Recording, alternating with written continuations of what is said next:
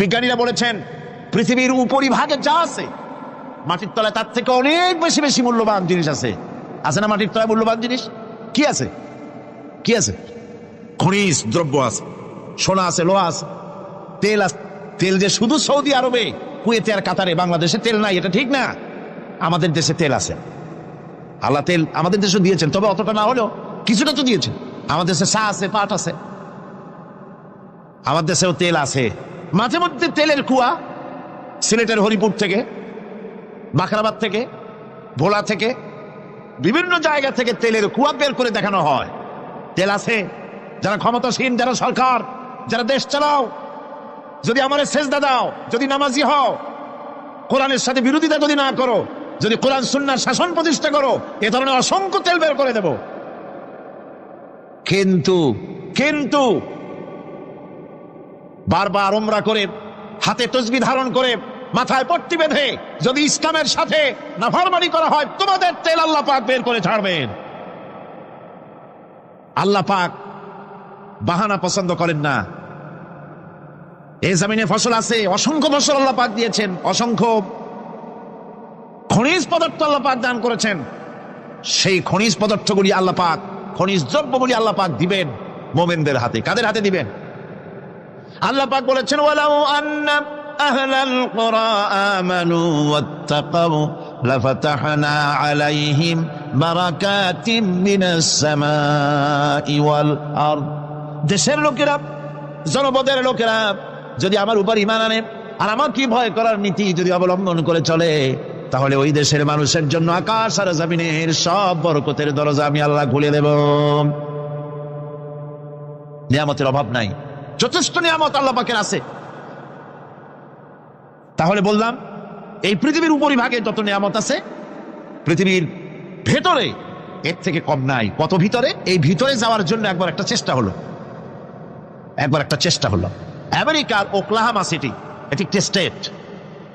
এই স্টেটের পাশে একটা জায়গা বেছে নেওয়া হলো, যে পৃথিবী, তাদের ধারণা ছিল যে মাটি খুঁড়তে খুঁড়তে এর পৃথিবীর অপর পৃষ্ঠে যাওয়ার জন্য একটা আন্ডারগ্রাউন্ড রাস্তা করা যায় নাকি। ছোটবেলায় পড়ছিলাম ভূগোলে একটা বইতে, যে কেউ যদি আমাদের দেশ থেকে, এখান থেকে মাটি খোঁড়া আরম্ভ করে, তাহলে মাটি খুঁড়তে খুঁড়তে একদিন না একদিন আমেরিকা পৌঁছে যাবে।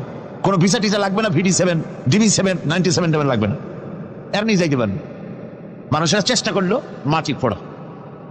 মাটি খুঁড়তে খুঁড়তে পৃথিবীতে এটাই ছিল প্রথম এই দুঃসাহসিক পরিকল্পনা।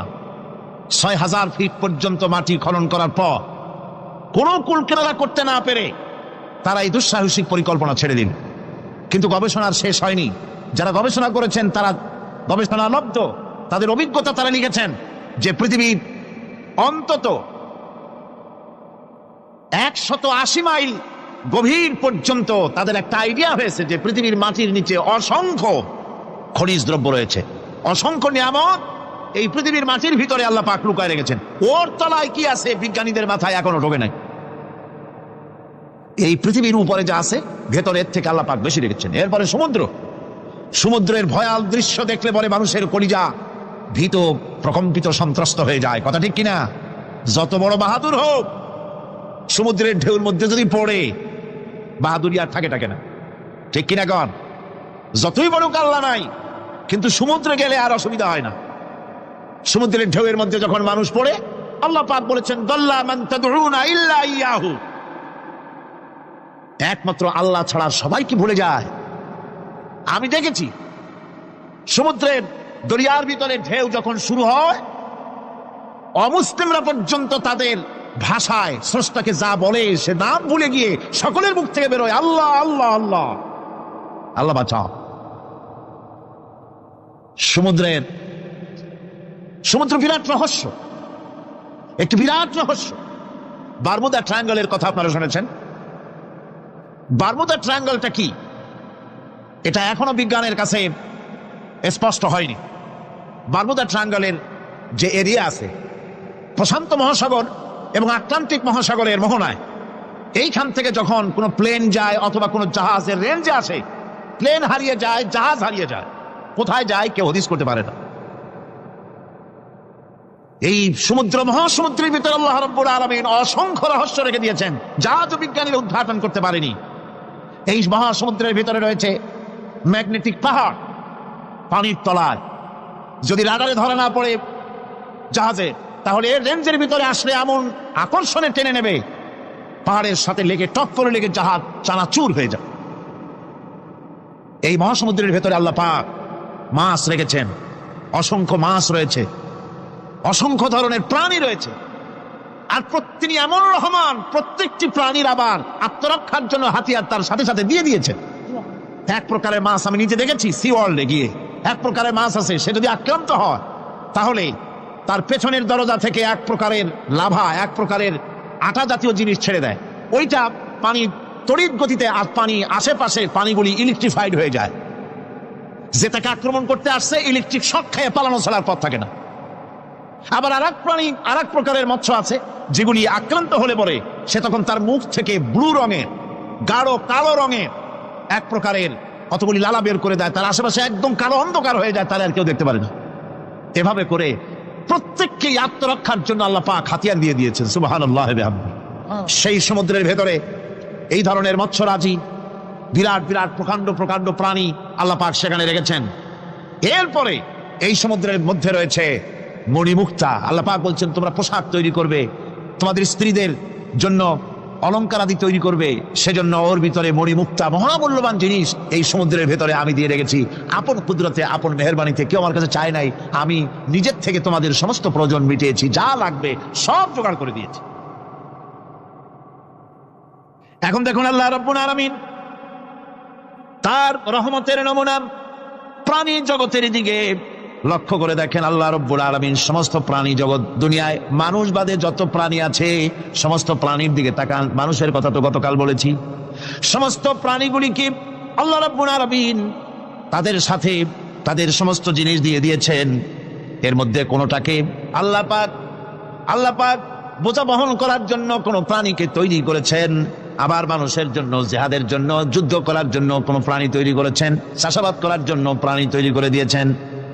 কোরআন বলছে ওয়াল আনআমা খালাকাহা লাকুম ফিহা দিফউন ওয়া মানাফিউ ওয়া মিনহা তাআকুলুন। তিনি বিভিন্ন ধরনের জীব পয়দা করেছেন যার থেকে তোমাদের শীতের পোশাক এবং অন্যান্য কল্যাণকর কাজ যেন তোমরা করতে পারো, সেজন্য পশুর গায়ে যে পশম দেওয়া হয়েছে এতে পশুরও কাজ হয়। আবার এই পশমগুলি গ্রীষ্মকালে কেটে নিয়ে তাই দিয়ে মানুষের শীতবস্ত্র তৈরি করা হচ্ছে। আপনার গায়ের, আপনার গলার মাফলার, আপনার সোয়েটার, আপনার চাদর, আপনার কম্বল, এগুলি আল্লাহ পাক তৈরি করার জন্য দুনিয়ার যত প্রাণী তৈরি করেছেন, প্রাণীগুলির গায়ে, চতুষ্পদ জন্তুর গায়ে পশম দিয়ে সেগুলি দিয়ে এগুলি তৈরি করার ব্যবস্থা করেছেন।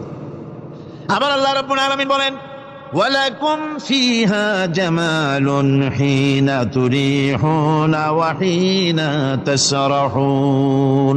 যখন সেগুলি মাঠে সকাল বেলায় চড়তে নামে, আবার বিকেল বেলায় যখন পালবদ্ধ হয়ে বিকেল বেলায় যখন ঘরে ফেরে, তখন দেখার এক সৌন্দর্য এমন হয় যা সত্যিই উপভোগ্য।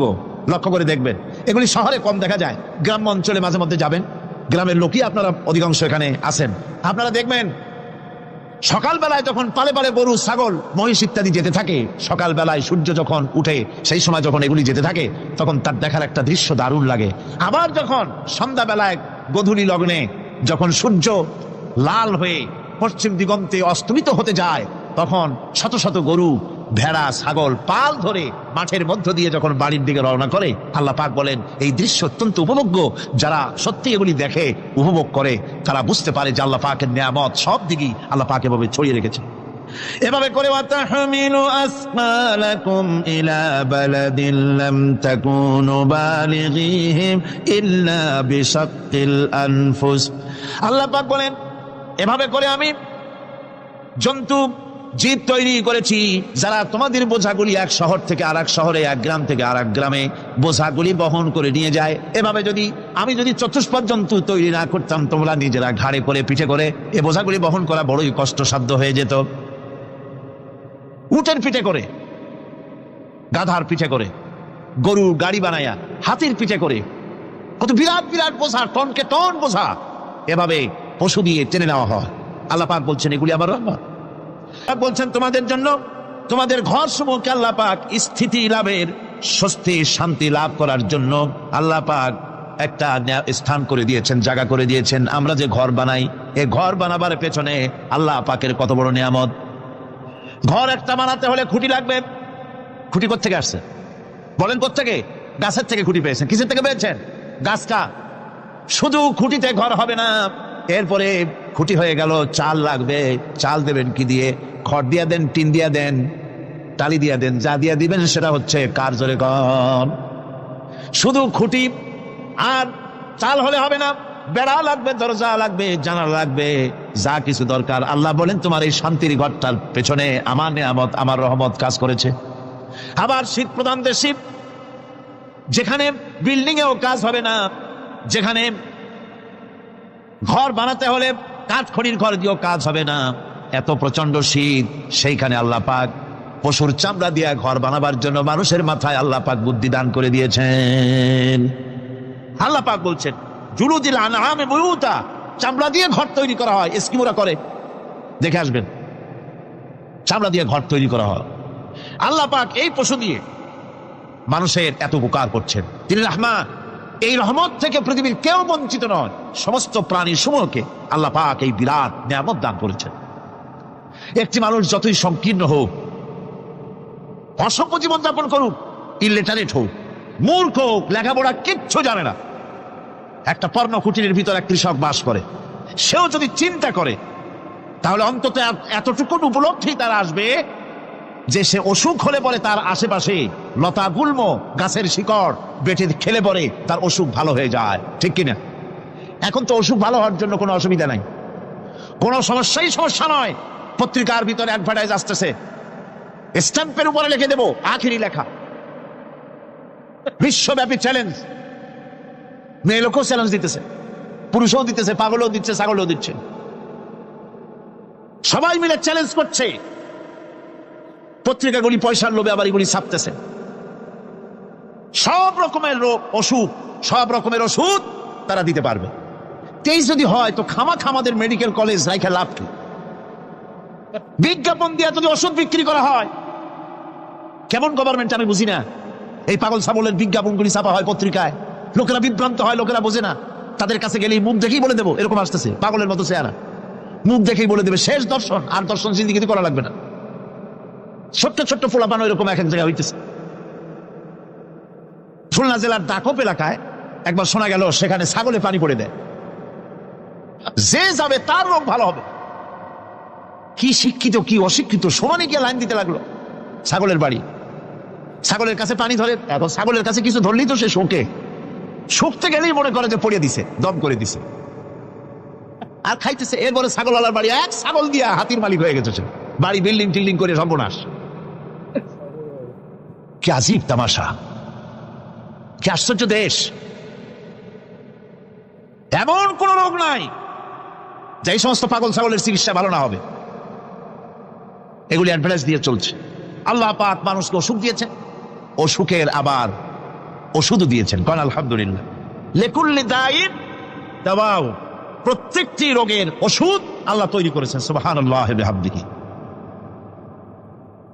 কালো জিরা সম্পর্কে রাসূল কারীম সাল্লাল্লাহু আলাইহি ওয়াসাল্লাম বলেছেন, হাদিহি হাব্বাতুস সাওদা, এটা হচ্ছে কালো দানা। দাওয়াউন লিকুল্লি দাইন ইল্লা সাম, মৃত্যু ছাড়া সকল রোগের ওষুধ কালো জিরার মধ্যে আছে। আবার মধু সম্পর্কে আল্লাহ পাক বলেছেন এটি হচ্ছে গোটা পৃথিবীর সমস্ত মানুষের জন্য রোগের প্রতিষেধক। একজন নিরক্ষর মানুষও, যিনি লেখাপড়া কিছুই জানে না, সে লোকটাও টের পায় অসুখ বিসুখ হলে সে আশেপাশে লতা গুল্ম বেটে তার থেকে তার রোগ নিরাময় করতে পারে। রৌদ্রের দাবানল থেকে বাঁচার জন্য সে গাছের আশ্রয় নিতে পারে, তরুণ গাছ থেকে ফার্নিচার তৈরি করতে পারে। আবার এই গাছ থেকে সুস্বাদু ফল পেতে পারে। আর এই গাছ যখন বুড়ো হয়ে যায় তখন তার দিয়ে সে ফার্নিচার তৈরি করতে পারে। অসংখ্য নিয়ামত তার চতুর্পাশে ছড়ানো থাকে। একটা নিরক্ষর মূর্খ ব্যক্তিও যদি চিন্তা করে তাহলে আল্লাহর রহমত সম্পর্কে জানতে তার মোটেই কষ্ট হওয়ার কথা নয়। মূল কথা হলো চিন্তা করা, গবেষণা করা। আল্লাহ পাক এই জন্য বারবার বলেছেন লা আয়াতিন লিকাউমিন ইয়াতাফাক্কারুন, লা আয়াতিন লিউলিল আলবাব, যারা নাকি চিন্তাশীল গবেষক, মাথায় গিনুটিলু যাদের আছে, ওরা এগুলি খুব ভালো করে বুঝবে। আল্লাহ রাব্বুল আলামিন এই পৃথিবীকে তার রহমত দিয়ে ছেড়ে রেখেছেন। অসংখ্য রহমত দিয়ে রেখেছেন। আর তার রহমত সৌন্দর্য বিবর্জিত নয়, তার রহমত দিয়েই সব সুন্দর হয়ে সাজিয়ে গুছিয়ে আল্লাহ পাক তৈরি করেছেন, আকাশটাকে সাজিয়েছেন। কোরআনে কারীমের মধ্যে রব্বুল আলামিন বলেন, ওয়ালাকাদ যায়্যানা আস-সামাআদ দুনিয়া বিমাসাবিহা ওয়া জাআলনাহা রুজুমান লিশ-শায়াতিন। এই দুনিয়ার আকাশখানিকে তারকা প্রদীপ দিয়া সাজায় রেখেছি মনের মতন। দেখো তুমি তাকাইয়া, এই পৃথিবীটাকে, এর আকাশটাকে সুসজ্জিত করা হয়েছে। আল্লাহ পাক সৌন্দর্যবোধ এত বেশি, যা গতকাল আমি আলোচনায় বলেছি, রব্বুল আলামিন তার আপন রহমত দিয়া, কুদরত দিয়ে এই পৃথিবী সব সাজিয়ে গুছাই দিয়েছেন। আল্লাহ পাক বলছেন, ইন্না ফি খালকিস সামাওয়াতি ওয়াল আরদি ওয়াখতিলাফিল লাইলি ওয়ান নাহার লাআয়াতিন লিউলিল আলবাব। নিঃসন্দেহে এই পৃথিবী, যারা জ্ঞানবান, যারা চিন্তাশীল, তারা আকাশ এবং জমিনের সৃষ্টির ব্যাপারে চিন্তা করবে, রাত এবং দিনের পরিবর্তনের ব্যাপারে তারা গবেষণা করবে। রাত দিনের পার্থক্য মানুষের জীবনকে পদ্ধতিগত দিক থেকে দুই ভাগে বিভক্ত করেছে, একটা হচ্ছে দিন আর একটা হচ্ছে রাত। وَجَعَلْنَا اللَّيْلَ لِبَاسًا وَجَعَلْنَا النَّهَارَ مَعَاشًا। আল্লাহ পাক বলেন, আমি দিনকে রুজি রোজগার করার জন্য, কামাই রোজগার করার জন্য দিন তৈরি করেছি, আর আরাম করার জন্য আমি রাতকে তোমাদের জন্য আচ্ছাদন করে দিয়েছি, তোমাদের জন্য রাতকে আরাম করার জন্য করে দিয়েছি। দিনের বেলায় কাজ করবে, রাতের বেলায় আরাম করবে। ঘুম আল্লাহর এক নিয়ামত। ঘুম আল্লাহর কি? আল্লাহর এক বিরাট নিয়ামত। সারাদিন কাজ করার পর মানুষ যখন ঘুমায় যায়, সারাদিনের ক্লান্তি এবং শ্রান্তি সব শরীর থেকে দূর হয়ে যায়। সকালবেলায় আবার কাজ করার জন্য শরীর প্রাণবন্ত আর সজীব হয়ে যায়। এই ঘুম যার হয় না, সেই বুঝতে পারে কি নিয়ামত সে হারাইছে। আল্লাহ পাক যেন সারা জীবন যতটুকু ঘুমের স্বাস্থ্যের জন্য আমাদের প্রয়োজন, আল্লাহ যেন এই নিয়ামত থেকে আমাদেরকে বঞ্চিত না করেন। আমরা বলি আমি। ঘুমের জন্য মানুষ ঘুমাইতে না পারলে পাগল হয়ে যায়। কি বিরাট নিয়ামত এই ঘুম আল্লাহ পাক মানুষকে দিয়েছে। আমার বন্ধুগণ, এভাবে করে আল্লাহ রাব্বুল আলামিন মানুষের একঘেয়েমি দূর করার জন্য সকাল করেছেন, দুপুর করেছেন, বিকেল করেছেন, সন্ধ্যা করেছেন, রাত করেছেন, ঘুমাবার ব্যবস্থা করেছেন, কামাই রুজির ব্যবস্থা করে দিয়েছেন, রুজি রোজগার করার ব্যবস্থা করেছেন। সবকিছু তিনি রহমান বলে, তিনি দয়াবান বলে মানুষের সব প্রয়োজন আল্লাহ পাক মিটিয়ে দিয়েছেন। আল্লাহ সুবহানাহু ওয়া তাআলা তিনি বলছেন, আমার রহমতেই পৃথিবীর মাটি থেকে তোমাদের ফসল উৎপাদিত হয়।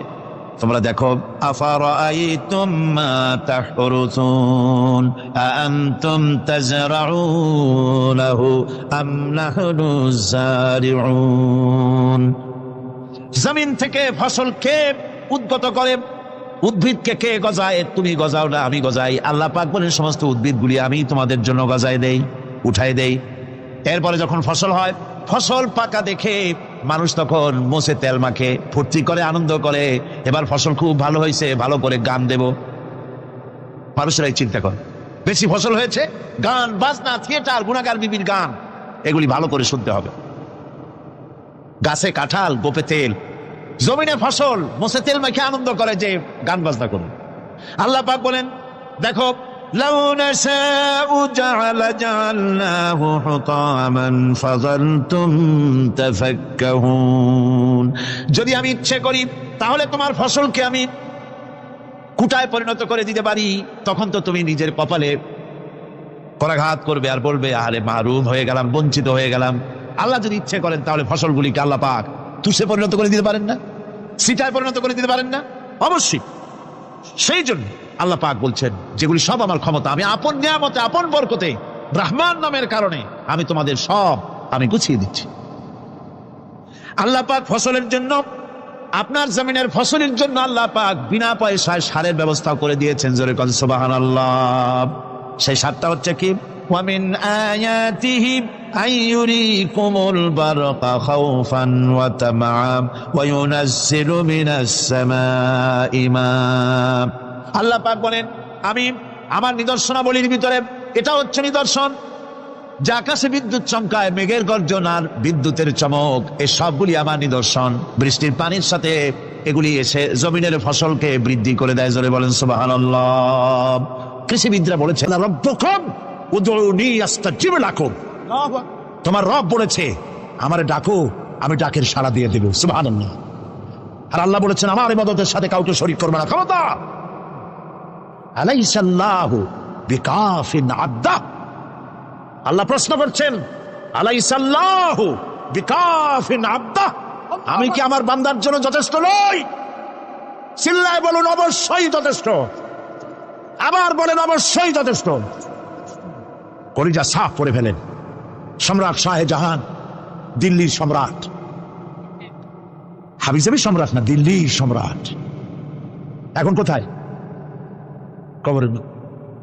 কবি বলতেছেন শাহনে জাহা কো जिन्हें फकर से देते थे बाज, शाहने जहां को जिन्हें फकर से देते थे बाज, वाज कब्र में है सूरह अलहम्दु की मोहताज।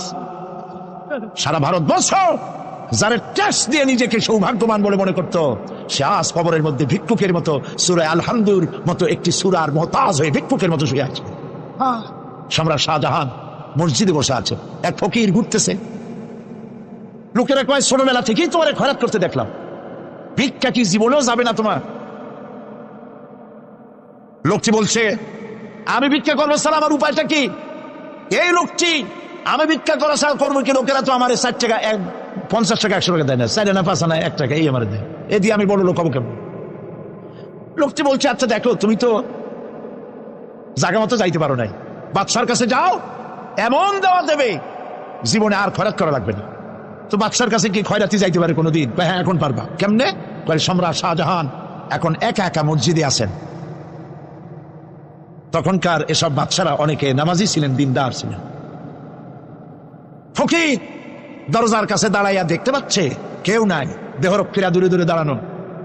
বাদশাহ মসজিদের ভেতরে বসে হাত তুলে ঝুলতেছে আর কাঁদতেছে, চোখের পানি দিয়া দাঁড়িয়ে ভিজে ভিজে পড়ছে। এই দৃশ্য অনেকক্ষণ দেখলো ফকির। কিছুক্ষণ পর সম্রাট শাহজাহান মসজিদ থেকে বেরিয়ে আসছে। ফকির বলছে আসসালামু আলাইকুম হুজুর।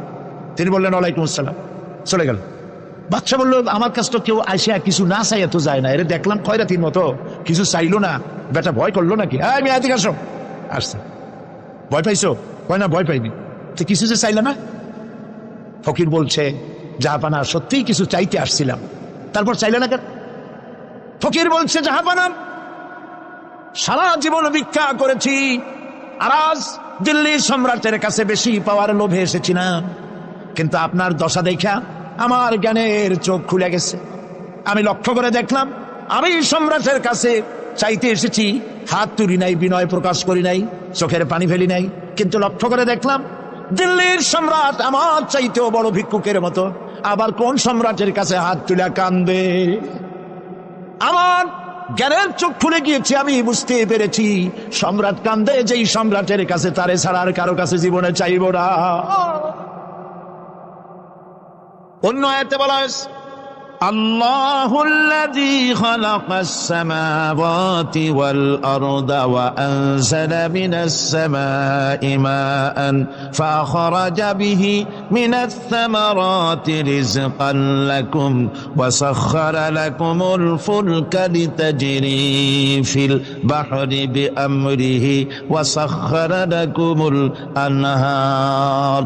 আল্লাহ রাব্বুল আলামিন তিনি আকাশ সৃষ্টি করেছেন, জমিনকে সৃষ্টি করেছেন, এবং আকাশ থেকে পানি বর্ষণ করেছেন, তা দিয়ে ফসল উৎপাদন করেছেন।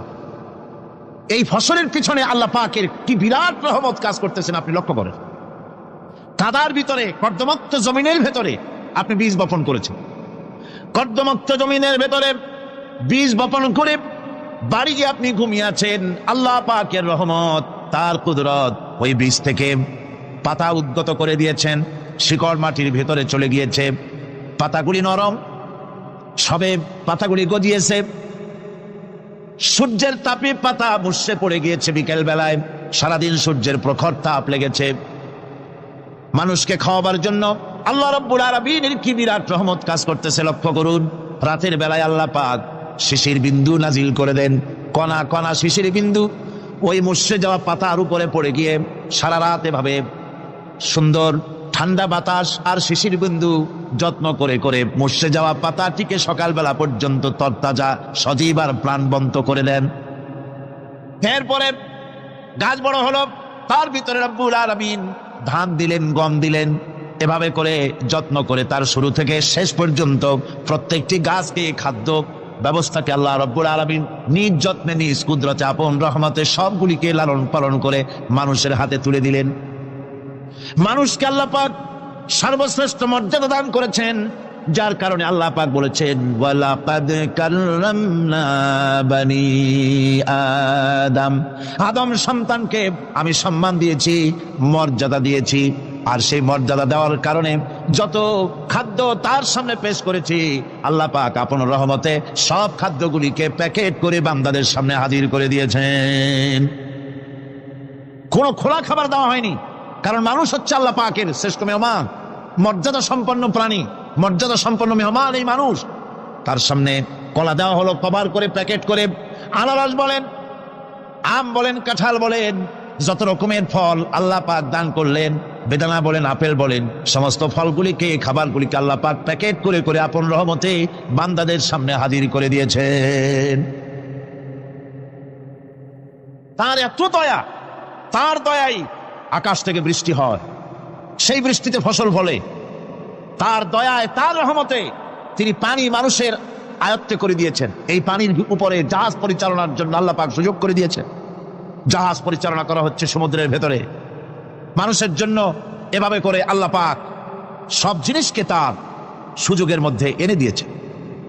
এরপরে আল্লাহ পাক বলছেন ওয়া আতাকুম মিন কুল্লি সালতুমুহু ওয়া ইন তাউদ্দু নি'মাতাল্লাহি লা তুহসুহা ইন্নাল ইনসানা লাযালুমুন কাফফার। আল্লাহ পাক বলেন তোমাদের প্রতি আল্লাহ পাকের দয়া, তার রহমত, তার করুণা এত বেশি, তোমাদের সকল চাহিদা তিনি পূরণ করেছেন, কোনো চাহিদা বাকি রাখেন নাই। আমাদের চাওয়ার আগে আমাদের যা কিছু প্রয়োজন আল্লাহ রাব্বুল আলামিন সব সাপ্লাই করেছেন। যেরকম সুবহানাল্লাহ। ওই আল্লাহ পাক বলেন ওয়া ইন তাউদ্দু নি'মাতাল্লাহি লা তুহসুহা, বান্দারে আমার নিয়ামত যদি গণনা করো, গুনতে গুনে গুনে গুনে আমার নিয়ামতকে গুনে শেষ করতে পারবা না। এত অসংখ্য নিয়ামত ছড়িয়ে ছিটিয়ে রেখেছি বিশ্ব জুড়ে, সর্বত্র, সব জায়গায় আমার করুণার ছোঁয়া তোমার চোখের সামনে পড়বে। আল্লাযী জাআলা লাকুমুল আরদা মাহদা ওয়া জাআলা লাকুম ফীহা সুবুলান লাআল্লাকুম তাহতাদুন। আল্লাহ পাক যিনি জমিনকে, এই পৃথিবীকে তোমাদের জন্য বিছানার মতো বিছায় দিয়েছেন, আর বিচারণের জন্য সমতল পথ তৈরি করে দিয়েছেন। এই পৃথিবীটা তোমার জন্য কি সুন্দর করে আল্লাহ পাক একটা গালিচার মতো করে বিছায় দিয়েছেন, সবুজ ঘাস তাতে রয়েছে। এই পৃথিবীর মাটি আল্লাহ পাক মানুষের জন্য কি সুন্দর ঘাটিতে পরিণত করে দিয়েছেন। এই মাটির আল্লাহর রহমতটা দেখুন, একদিকে মাটি নরম, আবার এমন নরম নয় যে 10 তলা 20 তলা 50 তলা বিল্ডিং করলে পরে এর ভারের চোটে ভিতরে ঢুকে যাবে, এরকম নরম নয়। যেখানে যতটুকু প্রয়োজন ফসল ফলাবার জন্য বৃষ্টি দিয়ে মাটি নরম করে ফসল ফলাবার ব্যবস্থা করা হয়। আবার বিল্ডিং তৈরি করার জন্য মাটি যেমন শক্ত হওয়া দরকার তেমন শক্ত আল্লাহ পাক করে দিয়েছেন। এখন তো 130, 35, 40 তলা পর্যন্ত, তারও বেশি তলা বিল্ডিং তৈরি হচ্ছে। আমি 135 পর্যন্ত উঠেছি আমেরিকায়, 135 তলা বিল্ডিং। এটা উঠতে 39 সেকেন্ড লাগে মাত্র। এখন এদের লিফটটা কি পাওয়ারফুল চিন্তা করেন, সা করে একটা শব্দ হয়, আর আপনি দেখছেন যে 135 তলার ছাদের উপর উঠে গেছেন। নিচের দিকে তাকাইলে মানুষগুলো ছাগলের ছাওয়ার মতো এতটুকু এতটুকু দেখা যায়, গাড়িগুলো পিঁপড়ার মতো দেখা যায়। এগুলি নতুন নতুন প্রযুক্তির মাধ্যমে তৈরি করা হচ্ছে। এখন এই বিশাল বিল্ডিং, এত ওজন, এই ওজন ধারণ করার জন্য মাটিকে আল্লাহ পাক ভারসাম্য, শক্তির ভারসাম্য দান করেছেন। এটাকে আল্লাহ পাক নরমও করেছেন, আবার শক্তও করেছেন। এই মাটি, এই পৃথিবী আমাদের জন্য বিশাল এক নিয়ামত আল্লাহ পাক করে দিয়েছেন, ফসল ফলাবার জন্য, চলাফেরার জন্য। আবার এই মাটি যেন আপনাকে নিয়ে নড়াচড়া করতে না পারে। মাঝে মাঝে ভূমিকম্প হয় না? পৃথিবীতে ভূমিকম্প জোন যেগুলি আছে সেগুলি হচ্ছে Japan, China, turkey, Iran, America, এরকম বিভিন্ন দেশে ভূমিকম্পের জোন, এগুলি ভূমিকম্প এলাকা। আমাদের এসব দেশে ভূমিকম্প কম হয়, তবে ইদানিং একটু একটু শুরু হয়েছে। আমার জ্ঞানের চোখ খুলে গিয়েছে, আমি বুঝতে পেরেছি সম্রাট কান্দে যেই সম্রাটের কাছে তারে ছাড়া আর কারো কাছে জীবনে চাইব না। আল্লাহ পাককে ভয় করে পৃথিবীর সমস্ত পাপ থেকে যারা নিজেকে রক্ষা করবে, আল্লাহ তাদের জন্য এই জান্নাত রেখে দিয়েছেন। সুবহানাল্লাহ। সেই জান্নাতের রিসিপশন আপনারা আন্দাজ করতে পারবেন না। রিসিপশন কারে কয়? কি এর প্রধানমন্ত্রী আর প্রেসিডেন্ট, 4-5টা পুলিশ আর আর্মি আসে একটা ছট করে সেলুট মারলো, বাস শেষ হয়ে গেল, এরকম না। জান্নাতীদেরকে রিসিপশন দেওয়া হবে। জান্নাতীরা যখন আল্লাহর হুকুমের জান্নাতের দিকে যেতে লাগবে, আর যখন জান্নাতের কাছে চলে যাবে, আল্লাহ রাব্বুল আলামিন শোনায় দিচ্ছেন, হাত্তা ইযা জাউহা ফুতিহাত আবওয়াবুহা ওয়া ক্বালা লাহুম খাজানাতুহা সালামুন আলাইকুম তিবতুম ফাদখুলুহা খালিদিন। সুবহানাল্লাহ। জান্নাতীরা যখন জান্নাতে প্রবেশ করার দরজার মুখোমুখি হবে, দ্বার রক্ষীগণ তখন বলবে, সালামুন আলাইকুম, আল্লাহর শান্তি তোমাদের উপরে বর্ষিত হোক। সুবহানাল্লাহ। দুনিয়ার টাটকা টাটকা সুখগুলি 2 পা দিয়ে ঠেলে দিয়েছো, টাটকা সুখগুলি গ্রহণ করো নাই, হারাম খাও নাই, আল্লাহর দ্বীন কায়েমের জন্য রক্ত দিয়েছো, জীবন দিয়েছো, কষ্ট করেছো, আল্লাহকে ভয় করেছো। আমাদের সালাম গ্রহণ করো, জান্নাতের মধ্যে ঢুকে যাও চিরকালের জন্য। সুবহানাল্লাহ। আর বাইরে হওয়া লাগবে না, চিরকাল এই জান্নাতের মধ্যে তোমরা বসবাস করতে পারবে, আল্লাহ রাব্বুল আলামিনের ফেরেশতারা বলে দিবে। জান্নাতের মধ্যে আল্লাহ পাক হুরদের সঙ্গে জান্নাতীদের বিয়ের ব্যবস্থা করে দিবেন। কোরআনে কারিমে আল্লাহ পাক বলেন, মুত্তাকিইনা আলা সুরুরিম মাসফুফাতিন ওয়া যাওয়াজনাহুম বিহুরিন ঈন। সামনাসামনি ভাবে সাজানো সারি সারি আসন সমূহের উপর তারা ঠেস লাগায় বসে থাকবে, আর আল্লাহ রাব্বুল আলামিন হুরদের সাথে জান্নাতীদের বিয়ের ব্যবস্থা করে দিবেন। যেসব হুরের সঙ্গে বিয়ে হবে তাদের আল্লাহ পাক বিবরণ দিচ্ছেন কি রকম হবে তারা। লাম ইয়াতমিসহুন্না ইনসু ওয়ালা জান। এর পূর্বে জিন এবং ইনসান এদেরকে কেউ স্পর্শ করে নাই। কি রকম তারা? কাআন্নাহুন্নাল ইয়াকুতু ওয়াল মারজান। যেমন ঝিনুকের ভিতরে মণিমুক্তা থাকে, এইভাবে আল্লাহ পাক তাদেরকে পবিত্র করে রেখে দিয়েছেন। আমার প্রিয় ভাইরা, আল্লাহ রাব্বুল আলামিন কোরআনে কারীমের ভিতরে বলেছেন, ফাবিআইয়ি আলা'i রাব্বিকুমা তুকাযযিবান।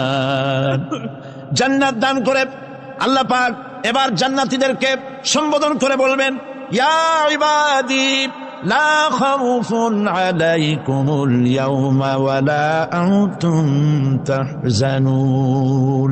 হে আমার বান্দারা, লা খাউফুন আলাইকুমুল ইয়াওম, আজ আর কোনো ভয় নাই। সুবহানাল্লাহ, সুবহানাল্লাহ। আজ আর কোনো ভয় নাই, কোনো চিন্তাও নাই, আরামে এই জান্নাতের মধ্যে বসবাস করো। এরপরে আল্লাহ পাক জিজ্ঞেস করবেন, ও আমার জান্নাতীরা, আমি যেসব ওয়াদা করছিলাম আমার ওয়াদা মোতাবেক সমস্ত নিয়ামত পেয়েছো? তারা বলবে, হ্যাঁ পেয়েছি, সব নিয়ামত আপনার ওয়াদা মোতাবেক সব পেয়েছি। আল্লাহ রাব্বুল আলামিন বলবেন, সব পাও নাই, ওয়ালাদাইনা মাজিদ, আমার কাছে আরো বেশি আছে। সুবহানাল্লাহ, আমার কাছে আরো বেশি আছে। জান্নাতীরা বুঝবে না সে আরো বেশিটা কি, এর থেকে আর বেশি কি। প্রিয় ভাই সব, নবী করিম সাল্লাল্লাহু আলাইহি ওয়াসাল্লাম বলেছেন, জান্নাতের সুখ আর শান্তি কোন চোখ নাই যা দেখেছে, যা কোন অন্তঃকরণ নাই যা কল্পনা করতে পেরেছে। এই জান্নাত মুত্তাকিদের জন্য আল্লাহ রাখছেন। সুবহানাল্লাহ। জান্নাতীরা ভাবতেও পারবে না সেই নিয়ামতগুলি কি। প্রিয় ভাই সব, সেই মুহূর্তে আল্লাহর নবী মুহাম্মদ রাসূলুল্লাহ সাল্লাল্লাহু আলাইহি ওয়াসাল্লাম বলবেন, রব্বুল আলামিন, আমার উম্মতেরা জান্নাতীরা বুঝতে পারে নাই আপনার কাছে কি নিয়ামত আরো বেশি আছে। আমার এই উম্মতেরা জান্নাতীরা আপনার ওয়াদা মোতাবেক সব পেয়েছে, কিন্তু একটি জিনিস এখনো তাদের কিসমতে হয় নাই। সেই জিনিসটা হলো, যারা তার রবকে না দেখে শুধু কোরআন আর হাদিসের কথা শুনে আরবের ঘুম হারাম করে তাহাজ্জুদের নামাজ আদায় করেছিল, চোখের পানি ফেলেছিল। যারা জান্নাত দেখে নাই, জাহান্নাম দেখে নাই, আপনাকে ভয় করে যারা জীবন পরিচালনা করেছিল, যারা আপনাকে দেখে নাই, না দেখে শুধু কোরআন হাদিস বিশ্বাস করে যারা অকাতরে নিজেদের জীবন বিলায় দিয়েছিল, এই জান্নাতীরা এখন পর্যন্ত তার রবকে দেখতে পারে নাই। আল্লাহ রাব্বুল আলামিন তার সামনে থেকে ৭০,০০০ পর্দা সরে যাবে। আল্লাহ পাক বান্দাদের আরজি পুরা করার জন্য জান্নাতীদের সামনে তিনি জালোয়া ফরজ হবে।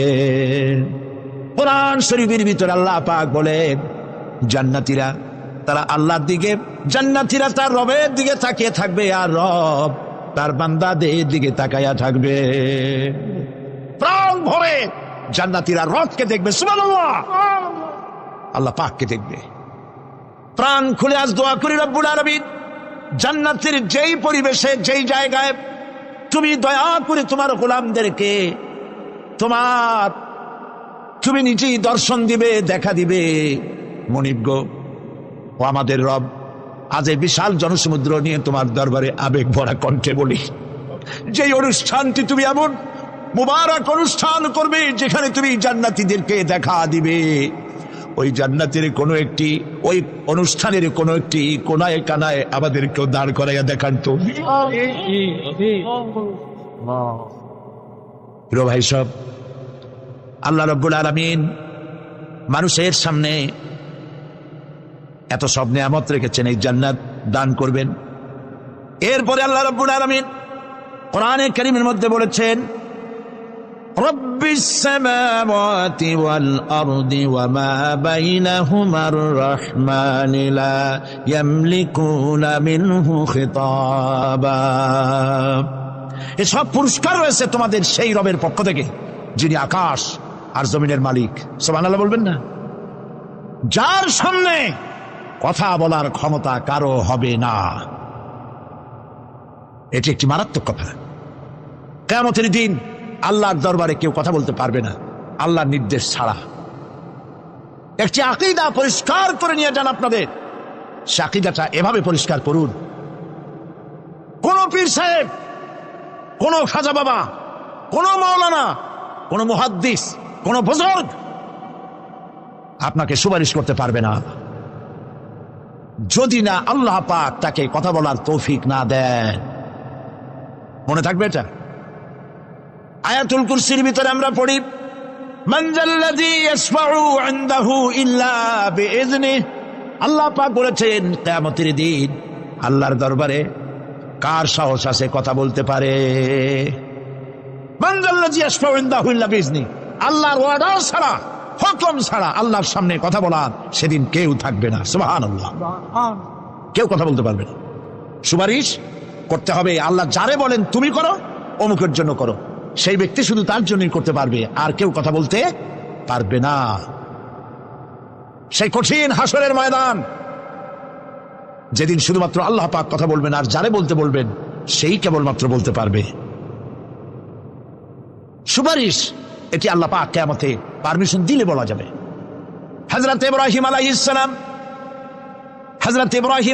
সালাম কিয়ামতের দিন তার নিজের পিতা সম্পর্কে সুপারিশ করবেন, রব্বুল আলামিন আমার আব্বার জন্য সুপারিশ করতেছি, মেহেরবানি করে জাহান্নাম থেকে তারে আপনি রক্ষা করুন।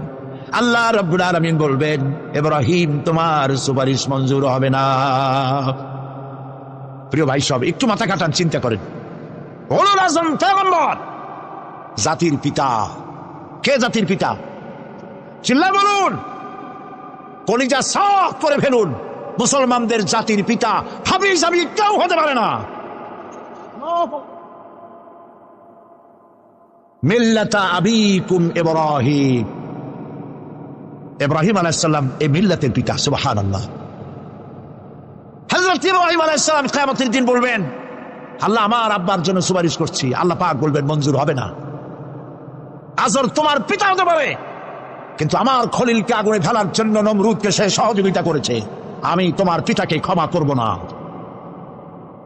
নবী করিম সাল্লাল্লাহু আলাইহি সাল্লামকে সাহাবায়ে কেরাম জিজ্ঞেস করেছেন, হে রাসূল আপনার আব্বা এবং আম্মার অবস্থা কি হবে? নবী করিম সাল্লাল্লাহু আলাইহি সাল্লাম কেঁদে ফেলেছেন, সব বলেছেন আমি তাদের কোনো উপকারে আসব না। আল্লাহু আকবার।